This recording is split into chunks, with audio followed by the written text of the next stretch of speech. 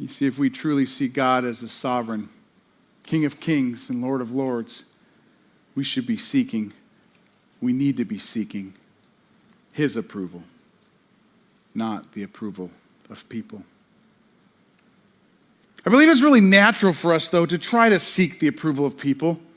Teenagers, for example, they look to their peers in particular to kind of gauge or measure their own self-worth. High school experience is notorious for ranking people based upon clothing, friend groups, athletic prowess, grades, and on and on and on. But it doesn't end in high school. See, most of life is based upon performance and rank. It's almost as if there's a competition between people. Solomon, known to be the wisest man who ever lived, wrote in Ecclesiastes 4:4, "Then I considered all the skillful work that is done. Surely it is nothing more than competition between one person and another. This is also profitless, like chasing the wind. Competing with others, seeking their approval, or trying to impress is pointless. Instead, we should be seeking to impress our King." Colossians 3:23 says, "Whatever you do, work at it with all your heart, as working for the Lord, not for human masters." I need to be clear, this doesn't mean we don't consider others or that we don't put forth effort. But in fact, if we shift our thinking on working for the King of Kings and the Lord of Lords, we'll treat people better. We will put forth more effort.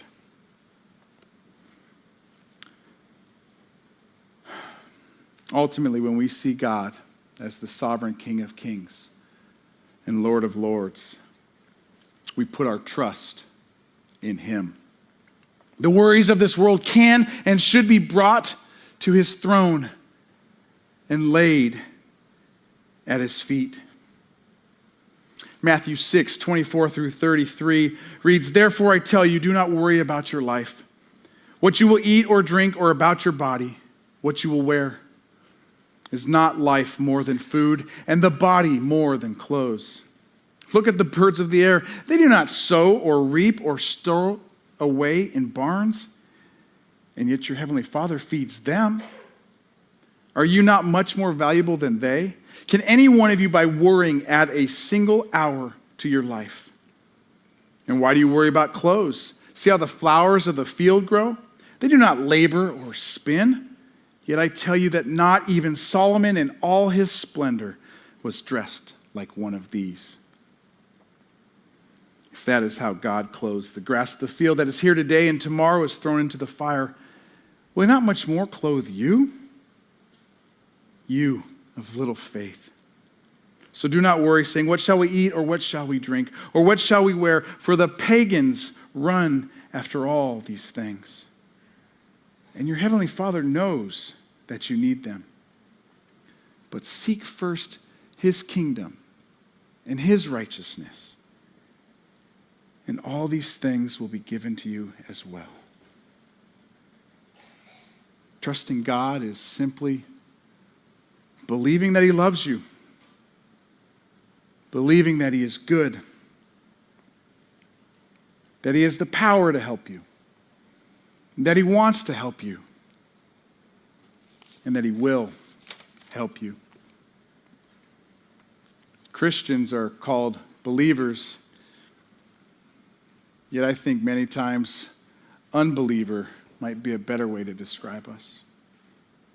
We trust our friends.